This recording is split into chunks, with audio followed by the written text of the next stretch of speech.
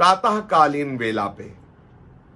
वैसे जो बहुत अच्छे साधना में प्रवेश पाए हुए उपासक होते हैं वो तो 2 बजे ही उठते हैं, उनसे जो थोड़ा वो 3 बजे, और साधक तो 4 बजे उठ ही जाते हैं। यदि सूर्य उदय हो रहा है और आप शयन कर रहे हैं या उस समय उठ रहे हैं, ये सब साधारण, ये सब विषय भोगी जीवों की दिनचर्या है। उत्तम भगवदानंद चिदानंद प्राप्त करने के लिए आपकी दिनचर्या बहुत ही परिपक्व होनी चाहिए। रात्रि का जो चौथा भाग है बहुत पवित्र भाग है। उस समय प्रकृति शीतल रहती है, चारों ओर शांति का साम्राज्य रहता है, बाहरी विक्षेप आने की संभावना नहीं होती, क्योंकि विक्षेप डालने वाले जो साधारण जीव, साधारण निद्रा भय आहार मैथुन में ही सुख मानने वाले, वो उस समय सोते हैं। आंतरिक अंतर्मुख होकर के मंत्र चिंतन, भगवत चिंतन, रूप चिंतन, लीला चिंतन, स्वरूप चिंतन, इसके लिए बहुत बढ़िया मंगलमय समय प्रातःकालीन ब्रह्म मुहूर्त है। उस समय को ब्रह्म मुहूर्त कहते हैं। सर्वोत्तम समय है ये।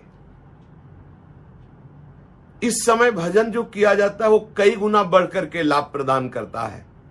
यद्यपि भजन हर समय महामंगलमय है, लेकिन दिनचर्या में जो प्रातःकालीन वेला है, ब्रह्म मुहूर्त वेला है, उस समय जो उठकर हम भजन करते वो कई गुना हमारे हृदय में प्रभाव डालता है।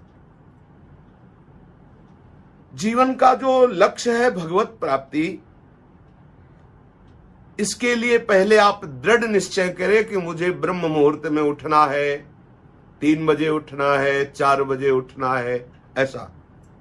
और यह तभी संभव हो सकता है जब आप 10 बजे शयन करने का नियम बना लें।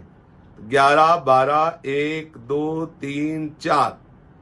अगर 4 बजे उठे तो 6 घंटा सोए, 3 बजे उठे तो 5 घंटा सोए, और उत्तम साधक तो 3 घंटे या 4 घंटे में 24 घंटे की पूरी नींद जितनी हमें चाहिए 24 घंटे भगवत चिंतन सेवा आदि के लिए, तो हम 4 घंटे में वो पूर्ण कर लें और 20 घंटे साधना में लगे, 20 घंटे हम भगवत चिंतन में लगे। जो भी क्रियाएं हो सब प्रभु के लिए हो, तो सब साधना ही है। गृहस्थी, व्यापार, जो भी शरीर की दिनचर्या, व्यवहार की दिनचर्या, उपासक के लिए सब साधना के अंतर्गत ही है। प्रातःकालीन वेला पर उठने का पक्का नियम बनाइए। अगर आपको नींद सताती है, आपको आलस्य प्रमाद आता, तो उठिए, सीधे बिस्तर से अलग हो जाइए। यानी कि हम बैठ के भजन करेंगे, बैठे और ऐसे फिर उसी में नहीं, पहले अलग हटिए, लघु शंका आदि कीजिए, मुख धोइए, आचमन कीजिए, फिर आसन पर बैठ करके सबसे पहले मंत्रदाता श्री सदगुरुदेव भगवान, जो भगवान का कृपा वपु है, कृपा रूप जो वप धर्यो, प्रभु की कृपा ही गुरुदेव के रूप में अवतरित हुई है, श्री सदगुरुदेव भगवान का ध्यान करें। गुरुदेव स्वयं सच्चिदानंद प्रभु हैं, ऐसी भावना करके अपने मस्तक पर विचार करें कि यहाँ आज्ञा चक्र में एक बहुत सुंदर कमल है और उस कमल में हमारे गुरुदेव विराजमान है। फिर ध्यान करें गुरुदेव के श्री चरणों से कैसी ज्योति प्रकट हो रही, कैसे उनके अंगुली दल से उनकी नख कांति कैसी तेजों में प्रकट हो रही, और वो तेज हमारे हृदय के अंधकार का नाश कर रहा है। ऐसा चिंतन करें। ऐसा चिंतन करके फिर कुछ परम पावन भगवत प्रेमी महात्माओं का चिंतन करें जो आपकी स्मृति में आवे। फिर आप अपनी जो गुरु मंत्र है, नाम है, इसमें वृत्ति लगावें। यदि आपको शौच स्नान का वेग आ रहा है तो शौच स्नान कर लीजिए, नहीं तो बैठ जाइए घंटे 2 घंटे खूब मंत्र में, नाम में वृत्ति उस समय तन्मय कीजिए, क्योंकि उस समय शांत वातावरण। यदि आपको ऐसा लगता है कि वो कुल्ला शौच स्नान आदि में बहुत समय शांति वाला नष्ट हो जाएगा, तो आप पहले बैठ के भजन कीजिए। यदि शौच का वेग नहीं आ रहा, 1 घंटे 2 घंटे 3 घंटे, जितना खूब पहले भजन का भाव, भजन की वृत्ति अंतर में बढ़ाइए, फिर उसी नशे में डूबे हुए आप अपनी और दिनचर्या कीजिए। प्रातः काल उठने पर आपको विचार करना होगा कि आज मेरे जीवन का ये दृढ़ संकल्प होगा। ये रोज आपको चिंतन करना है। मेरी संपूर्ण चेष्टाएं मेरे आराध्य देव, मेरे गुरुदेव के अनुकूल होंगी। छोटे से छोटे व्यवहार को भी मैं गुरुदेव के अनुकूल करूंगा, शास्त्र के अनुकूल करूंगा, भगवान के अनुकूल करूंगा। कभी कोई ऐसा गंदा आचरण, अधर्म आचरण नहीं करूंगा। मेरी किसी भी क्रिया से मेरे गुरुदेव को दुख पहुंचे, मेरे इष्ट देव के प्रतिकूल क्रिया हो, प्रतिकूलस्य वर्जनम, ऐसा आज नहीं करूंगा। रोज नियम लीजिए, रोज ऐसी दृढ़ता पूर्वक विचार कीजिए। चाहे जैसी परिस्थिति आवे, भयानक दुख की, विपत्ति की, मैं प्रभु का नाम नहीं भूलूंगा। मैं इतना दुखी, इतना उद्वेगित नहीं होऊंगा कि अपने प्रभु को भूल जाऊं। चाहे कोई कितना मेरी निंदा करे, अपमान करे, मैं कभी ऐसे रोष में, क्रोध में नहीं आऊंगा कि धर्म का अतिक्रमण करके मैं किसी की हिंसा करूं, किसी को दुख पहुंचाऊं। ऐसे प्रातःकालीन पावन विचार कीजिए। यदि आपका मन प्रातःकालीन वेला पे मंत्र में नहीं डूब रहा है, तो आप प्रभु के प्रार्थना जनित कुछ स्तोत्र हैं, कुछ पद हैं, उनका गायन कीजिए। आप ज्यादा पढ़े लिखे नहीं तो नाम कीर्तन कीजिए, मधुर मधुर नाम। पर यह ध्यान रखिए, स्तोत्र पद नाम कीर्तन करते समय ध्यान रखना है, यदि बगल में कोई वैष्णव, कोई साधक, कोई उपासक, भले आपके घर का हो, यदि वो नाम जप मंत्र ध्यान कर रहा है और उसके ध्यान में, उसके मंत्र जप में आपका पाठ, आपका स्तोत्र, आपकी प्रार्थना बाधा पहुंचा दे, तो फिर ठीक नहीं है। अगर ऐसा कुछ नहीं है तो आप नाम कीर्तन कर सकते हैं, आप पद कीर्तन कर सकते हैं, स्तोत्र प्रार्थना कर सकते हैं। उसे उत्तम तो है मंत्राकार वृत्ति करना, नाम में चित्त जोड़ देना।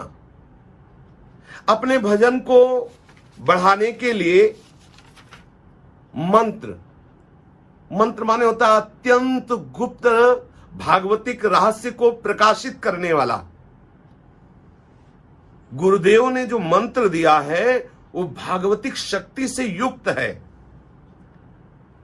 उस मंत्र को प्राप्त करके जब हम बार बार जपते हैं, अनुष्ठान करते हैं, तो वो मंत्र हमारे हृदय में दिव्य शक्ति का आवेश लाता है। बहुत समझने योग्य बात है।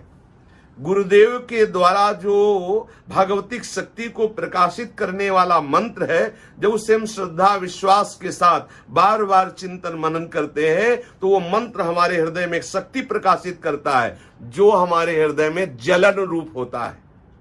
समझने का विषय है, क्योंकि वो मंत्र शक्ति तुम्हारे जन्म जन्मांतरों के पाप, ताप, अशुभ संस्कारों को भस्म करेगी। तो मंत्र चिंतन से, मंत्र जप से आपके हृदय में एक शक्ति प्रकाशित होती है। साधक ध्यान पूर्वक सुने और इसे सहे।